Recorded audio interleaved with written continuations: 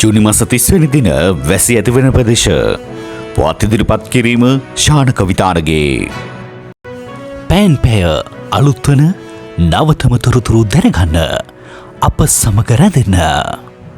අලුයම් කාලයේදී මඩකලපුව සහ අම්පාර ප්‍රදේශවල මීදුම් සහිත කාලගුණයක් බලාපොරොත්තු වේ. උදැස්සන කාලයේදී හලාවත මීගමුව කටුනායක කෝට්ටේ ප්‍රදේශවල මද වැසි ඇතිවේ.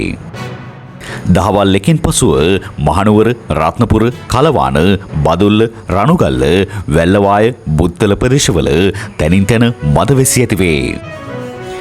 වැලිය කතරගම ඇඹිලිපිටිය පානම ප්‍රදේශවල තැනින් තැන මද වැසි ඇතිවේ. රාත්‍රී කාලයේදී රත්නපුර බදුල්ලිය නෙළුව ඇහැලියගොඩ ප්‍රදේශවල මද වැසි ඇතිවේ. දිවයිනේ සෙසු ප්‍රදේශවල වැසි රහිත කාලගුණික තත්ත්වයක් පවතී.